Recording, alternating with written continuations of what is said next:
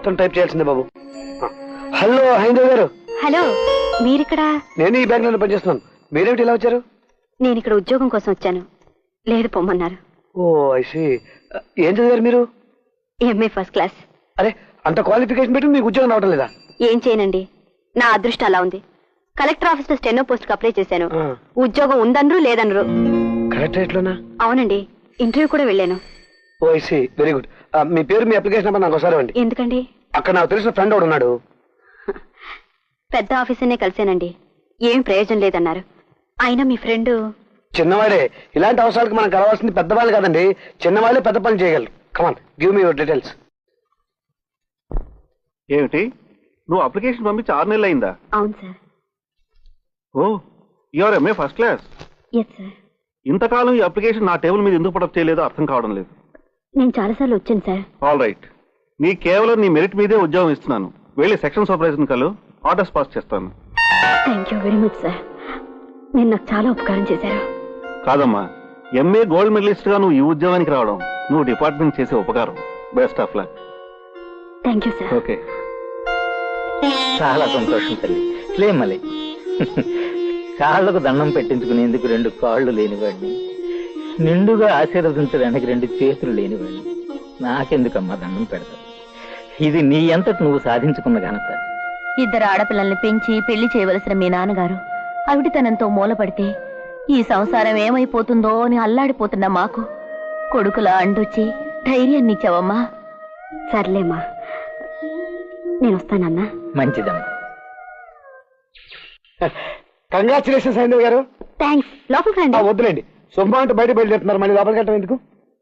నేనే మీ బ్యాంక్ వచ్చి థ్యాంక్స్ చెప్పాలనుకుంటున్నాను. ఇన్నాళ్ళు నేను ఎంత ప్రయత్నించినా రాని ఉద్యోగం మీరు ఒక మాట చెప్పగానే వచ్చేసింది. మేమేం నేను మర్చిపోలేను. దాన్నే ఉందండి, ఆడవాళ్ళకి మగవాళ్ళు, మగవాళ్ళకి ఆడవాళ్ళు ఆ పాటి కోఆపరేషన్ చేసుకోవడం కోసమే భగవంతుడు ఆడ మగాన్ని విడివిడిగా సృష్టించాడు. అన్నట్టు నేను మీ బ్యాంక్ లో ఒక అకౌంట్ ఓపెన్ చేయాలి.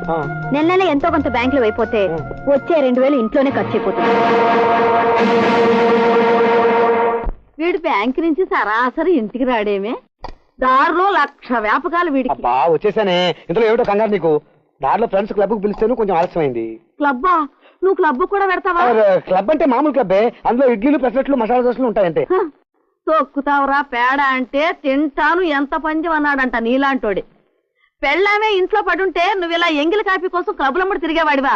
తిన్నగా ఇంటికి వచ్చేవాడివి. ఒరే ధనం, కొమ్మనాపల్లిలో మనకి దూర బంధువుల అమ్మాయి ఒక అమ్మాయి ఉందిరా, చిదిమి దీపం పెట్టచ్చు, అంత అందంగా ఉంటుంది. నేను చూశాను. ఆ అమ్మాయి నీకిచ్చి చెయ్యాలని ఉత్తరం రాశారు. లాంఛనాలు కాక 1,00,000 రూపాయలు కట్నం ఇస్తారు. అంత డబ్బు ఇచ్చే వాళ్ళకి మనమే కావాల్సి వచ్చామా? ఇందులో ఏదో తిరకాసుంది. డబ్బున్న వాళ్ళకి డబ్బు ఖర్చు పెట్టడానికి ఏదో కారణం ఉంటుంది. అబ్బే, ఏ కారణం లేదురా. పాపం ఆ పిల్ల ఏదో ప్రమాదంలో కాలు పోగొట్టుకుంది. ఒక్క కాలే. అది గది అసలు పైన చెప్పమే, కుంటిదన్నమాట. అబ్బే, పుట్టుకుంటది కాదురా, ఈ మధ్య కాలిపోయింది పాపం. ఒరే ధనంకొండ, 1,00,000 రూపాయలురా. బా, రూపాయలు అలా ఉంచవే, కుంటిదంతా ఎలా వెగుతావు నువ్వు? నేను ఎలాగో వేగుతానులేరా. కూర్చున్న చోటే పనులు చేసుకుంటుంది. తన లోపానికి ప్రతి నిమిషం సిగ్గుపడుతూ మన ముందు తలంచుతుంది. ఎంత హాయిగా ఉంటుందో చూడు. చెప్తా, నాకు కొన్ని లెక్కలు అకౌంట్స్ ఉన్నాయి, అవి టాలీ అయిన తర్వాత నీకు చెప్తా. 3 ముళ్ళు వేయటానికి నీ లెక్కలు డొక్కలు ఏమిట్రా? ఒరే ధనం, 1,00,000 రూపాయలురా. మా నీకు తెలీదు, నా లెక్కలు నాకున్నాయి, నీకు తర్వాత చెప్తాను కదా, ముందు నన్ను ఫోన్ చేయని. ఫోన్ చేసి అర్జెంట్ గా రమ్మన్నారు. ఏమిటండి విషయం? అబ్బే ఏం లేదండి, ఇద్దరం ఉద్యోగాలు చేసుకుంటున్నాం, ఇద్దరం ఒకే వయసులో ఉన్నవాళ్ళం. మీరు ఇష్టపడితేనే, నాకు మీరంటే ఇష్టం, మిమ్మల్ని మనస్ఫూర్తిగా ప్రేమిస్తున్నాను. అది మీరు ఒప్పుకుంటేనే.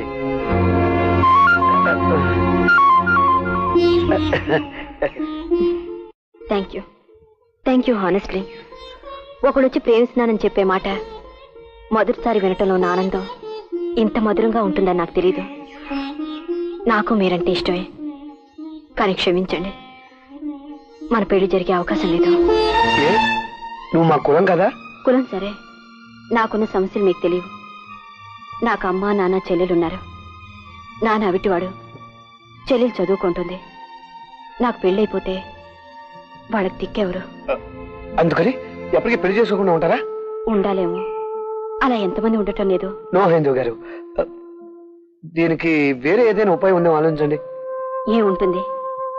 నా సమస్యల్ని అర్థం చేసుకుని నాతో పాటు ఇల్లరిక ఉండడానికి ఎవరైనా ఒప్పుకున్నప్పుడే నా పెళ్లి జరుగుతుందేమో. అంతేకాని మా అమ్మా నాన్ని ఒంటరిగా వదిలిపట్టి నేను మాత్రం పెళ్లి చేసుకోను. ఇల్లరికం ఒక ఐడియా. ఏమిటది? నాకు మా అమ్మ చెల్లి ఉన్నారు, నీకు మీ వాళ్ళు ఉన్నారు, అంతా వచ్చేటువంటి సమస్య లేదుగా. అప్పటికి నా చెల్లి పెళ్లి సమస్యగా. అది నీ సమస్య కాదు హైందవి, మన ఇద్దరికి చెల్లెలు ఉన్నారు. పోనీ ఓ పని చేద్దాం, మన ఇద్దరికి వచ్చే జీతంలో సగం బ్యాంకులో వేద్దాం, మిగిలిన సగంతోనే ఇల్లు గడుపుకుందాం. మొదట్లో కొంచెం కష్టంగానే ఉంటుంది, పోను పోను కొంచెం సర్దుకుంటే సరే. నాకు చాలా సంతోషం అండి, కానీ దీనికి మీ అమ్మగారు అంగీకరిస్తారా? ఆ సంగతి నాకు వదిలే, ముందు నువ్వు ఒప్పుకున్నావు కదా, ఇక ఆవిడతో నేను మాట్లాడతాను. మా వాళ్ళు మీ ఇంట్లో ఉండడం మీకు ఇబ్బందిగా ఉండదు?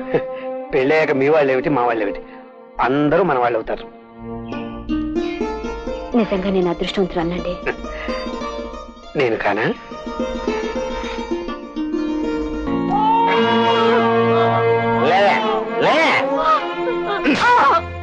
ఎండు చేప చేయమంటే కోడి కూర వండుతావు, ఎర్ర చీర కట్టుకోమంటే సొక్కల కొక్కడతావు. ఎన్నిసార్లు చెప్పినా నా మాట వినిపించుకోవా? మావా, ఎండు చేప చెయ్యాలని చెప్పాలనుకున్నావు కానీ చెప్పలేదు. ఉంటే ఎండు చేప కాలు తింటాను. అదిగో మళ్ళీ ఎక్కడి నుంచండి అరుపు? అప్పారావు అనుకుంటాను, ఉండు చూసి వస్తాను. కోడి కూర అంటే ఎండు చేప అంటారండి.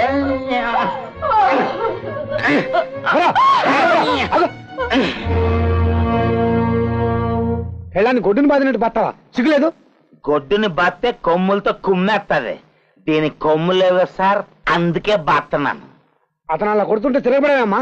ఎందుకు తిరగబడాలయ్యా? కొట్టేది ఎవరిది మొగుడో కాదు, నా మొగుడు. ఆడికి ఎలా ఇష్టమైతే అలా చేసుకుంటాడు. ఇది రోజు ఉండే గొడవేనయ్యా. కాసేపటికి ఆడే అలసిపోయి తొంగుంటాడు. మీరెళ్ళండి. మీకు తెల్లండి బాబు, కొంతమంది తాగినప్పుడు సీకులు నంచుకుంటారండి, ఇంకొంతమంది జీడిపప్పు నంచుకుంటారు. నేనేమి నంచుకోనండి, ఇంటికొచ్చి దీన్ని తంతానండి, దెబ్బ దెబ్బకి కైపెక్కిపోద్ది. నువ్వు కొడితే ఆడుతూ పడి ఉండే రోజులు పోయా అప్పారావు. నీ మీద నీ భార్య పోలీసు రిపోర్ట్ ఇస్తే నీ గతే ఉంటుందో తెలుసా? మంచివారేనయ్యా, నేనెందుకు రిపోర్ట్ ఇవ్వాలా? వెళ్ళండి, వెళ్ళి పడుకోండి. రామమ్మా మొబెడతాను. Good night sir. అప్పారావు, ఆడదంటే నువ్వు నంచుకు తినే కూర కాదు, నీ జీవితాన్ని పంచుకునే మనిషి. ఇంకోసారి నీ పెళ్ళాం మీద చేయి చేసుకుంటే నేనే పోలీస్ కంప్లైంట్ ఇస్తాను, జాగ్రత్త. రామమ్మా.